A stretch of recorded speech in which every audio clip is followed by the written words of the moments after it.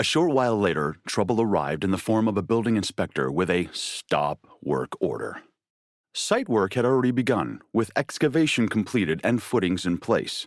But not only had no building permit been issued, no permit could be issued because one of the glazed walls clearly contravened regulations.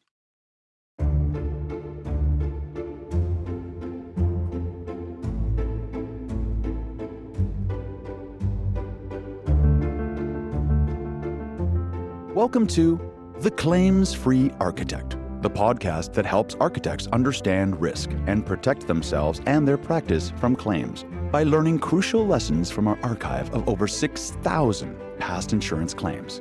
The Claims-Free Architect is produced by Pro-Demnity Insurance Company, whose cause is to champion architects' wise, efficient, and effective management of risk and build thriving practices. This classic episode from our first season has been re-edited for the benefit of our newest listeners as a way to keep these evergreen lessons alive. We hope you enjoy listening to this story as much as we enjoy presenting it to you. In a small-town office project, when an eager developer starts without a permit, a faulty wall and low ceilings derail the project. Can an architect be liable for these setbacks when the client jumped the gun? Find out why permits are non-negotiable, how surveys prevent errors, and why agreements are your shield. Help your colleagues protect your firm from allegations of errors, omissions, or negligence that may arise from the practice of architecture by sharing the wisdom from our stories. All you have to do is share this episode with one or more colleagues and let them know they can subscribe to our feed in their favorite podcast app.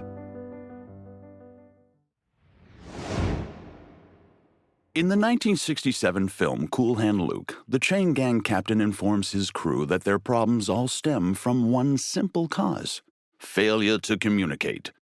The same may be said of the participants in the following three stories. A simple exchange of information promptly delivered, duly recorded, and correctly remembered might have saved everyone a lot of grief. In this story, the construction of a small office building starts before a permit has been issued and stops when an error is discovered in the drawings. The building is redesigned and construction begins again, but the new design contains more errors. Keep listening to find out what can happen when a project makes a false start. Arthur Crummage was a successful accountant and a minor developer of some substance in a small northern Ontario city. He hired architect Nathan Quandary to design a head office for his future business empire. The building design, which was discussed at great length, featured windows on all four sides, allowing a flexible internal layout with daylight pouring into every office. Eager to get started, Crummage hired a construction manager and work began, even before a building permit was issued. A short while later, trouble arrived in the form of a building inspector with a stop work order. Site work had already begun, with excavation completed and footings in place.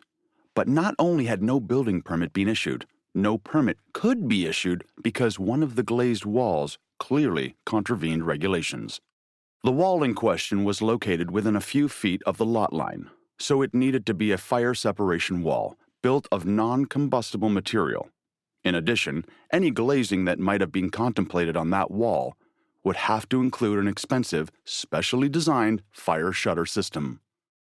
To comply with the building code, the architect had subsequently redesigned the building, and construction was now completed. Then, the legal trouble began. Crummage, the owner and developer, and now plaintiff, alleged that he would not have proceeded with the design had he known that windows were not permitted in one of the longer walls. But the cost of starting over, relocating the building away from the lot line, and then going through the 3-month site planning process all over again had forced him to accept the windowless wall.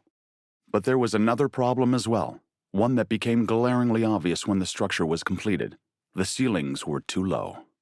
Office buildings should have ceiling heights of 9 feet or more. But in this building, most ceiling heights were only 8 feet, and no allowance had been made for ductwork beneath the wood joists. So in some areas, the headroom was reduced even more. These unsatisfactory conditions had reduced the value of the owner's investment, and the wall fiasco had cost him precious time.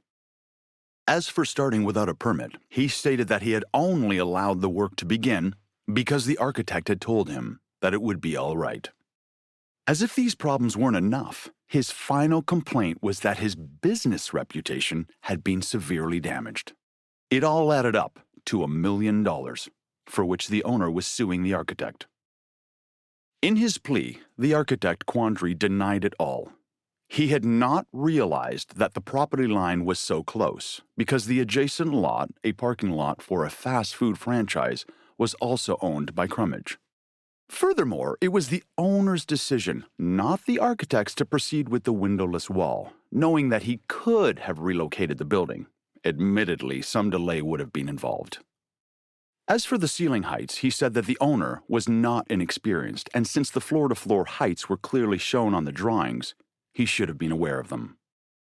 The ductwork was another matter. As part of the design-build contract, the architect was not involved in mechanical matters at all. In fact, he had suggested to the owner that he hire a mechanical engineer. The lack of windows, he claimed, was hardly an issue. Very few offices were affected, and anyway, accountants are accustomed to working in semi-open cubicles without windows, aren't they? As a final point, the architect stated that he had not told the owner to start construction without a permit and was unaware that he had done so. The matter proceeded through discoveries. Based on an analysis of the evidence and testimony produced, Pro-Demnity concluded that the grossly inflated amount of the claim and the self-serving appraisals produced by the plaintiff to bolster his alleged loss were insupportable. That said, the architect was not wholly credible either. This was a small city, and it was impossible to imagine that he was completely unaware that the construction was underway. When interviewed by the Pro-Demnity Council, the owner's construction manager, Ed Ruff, supported most of the architect's claims, but his story regarding the permit was somewhat at odds with the architect's version. It was on the architect's advice, he said, that the construction had started before the permit was issued.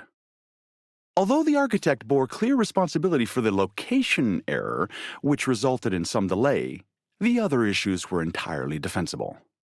The plaintiff responded with the inevitable posturing, but in the end, Pro-Demnity successfully defended the architect's position and settled the matter for a small fraction of the original claim, well within the limits of his professional liability policy. In a small town, it might seem harmless and entirely natural to set aside big city protocols in favor of small town etiquette. But as we learn from this story, architects have a duty of care that they are obliged to uphold, regardless of locale, urban, suburban, or rural. And failure to observe that duty is not just bad practice, it can also lead to costly errors. Lesson number 1. With the exception of certain permissible startup activities, building without a permit is imprudent and illegal. Lesson number 2. Be aware of the exact boundaries of your site by making sure you have a valid survey. It is unwise to just take your client's word for it, even if, or especially if, your client owns the adjacent properties. Lesson number 3. When dealing with an experienced client, be careful about letting your guard down. In this case, the client was a seasoned developer and should have been aware that errors were being committed. An architect's duties include protecting clients against themselves. Lesson number 4. Be sure to have signed agreements in place before any work begins. In this case, all sorts of oral promises were claimed, but the defense was impeded by the lack of an architect-client agreement. The informal arrangements reflected the relaxed small-town environment, but blurred the roles of the parties, including that of the construction manager. As suggested at the beginning, you may very easily find yourself in circumstances similar to these. Remember these 4 lessons and take care. False starts can often lead to unfortunate finishes.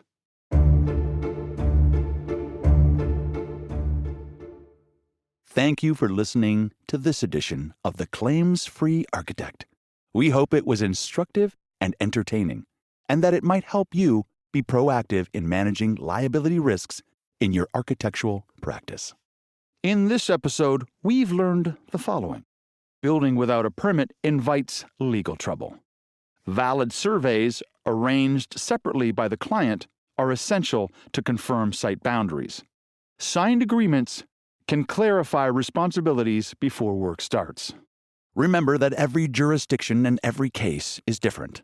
Always refer to the laws and regulations governing your local jurisdiction and consult legal, architectural, and insurance professionals about the unique circumstances of your own case. For more architectural risk awareness tips and new podcast announcements, sign up for our newsletter at Pro-Demnity.com. If you liked this story, follow The Claims-Free Architect in your favorite podcast app. The original Pro-Demnity stories were written by David Croft and have been adapted for audio by Gordon Grice. The stories are performed by Liam Gadsby and produced by Revelator Studio, Toronto. The publisher and executive producer of the written stories and audio episodes is Pro-Demnity Insurance Company, Toronto. For more information, including the full legal disclaimer, visit Pro-Demnity.com.